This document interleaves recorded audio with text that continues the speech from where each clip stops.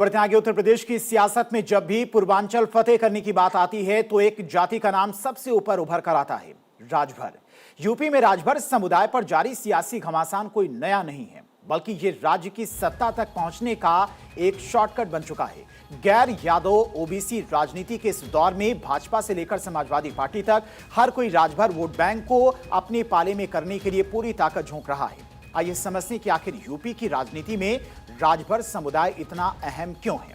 राजभर समुदाय पर सियासत का सबसे बड़ा कारण इनका भौगोलिक फैलाव और आबादी है। पूर्वांचल के लगभग 20 से 25 विधानसभा क्षेत्रों में यह समाज अकेले चुनावी नतीजों को पलटने की ताकत रखता है। गाजीपुर, बलिया, मऊ, जौनपुर, वाराणसी, आजमगढ़ और अंबेडकर नगर जैसे जिलों में इनकी आबादी निर्णायक भूमिका में है।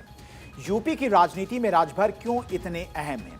पूर्वांचल में भारी दबदबा है। गाजीपुर, मऊ, बलिया, जौनपुर में निर्णायक आबादी, 25 सीटों पर सीधा असर है। पूर्वांचल की 2 दर्जन से अधिक सीटों पर पलटते हैं बाजी। सत्ता के असली किंग मेकर हैं, सरकार बनाने और बिगाड़ने की पूरी ताकत रखते हैं। उत्तर प्रदेश में कोई भी दल अकेले दम पर सरकार बनाने की स्थिति में तभी आता है जब उसे छोटे और अति पिछड़े समुदायों का साथ मिले। राजभर समुदाय इसी किंग मेकर की भूमिका को बाखूबी निभाता है। यही वजह कि चुनाव चाहे कोई भी हो, बड़े राजनीतिक दल इस वर्ग के साथ गठबंधन करने के लिए मजबूर रहते हैं। वोट बैंक के लिए बड़े दलों में मची होड़, गैर यादव ओबीसी पर फोकस, अति पिछड़े वोटों को साधने के लिए बीजेपी सपा में होड़, गठबंधन के लिए मजबूरी। चुनाव जीतने के लिए हर दल राजभर समाज को जोड़ना चाहता है।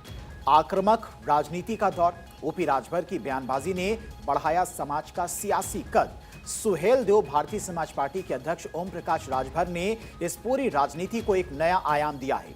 अपनी आक्रामक, बेबाक और जाति केंद्रित बयानबाजी के जरिए उन्होंने राजभर समाज की राजनीतिक चेतना को जगाया और इसे हमेशा खबरों के केंद्र में बनाए रखा। चाहे वो पार्टी बदलते हैं, चाहे वो सरकार बदलते हैं, लेकिन राजभर राजनीति की धुरी हमेशा उनके इर्द गिर्द घूमती है।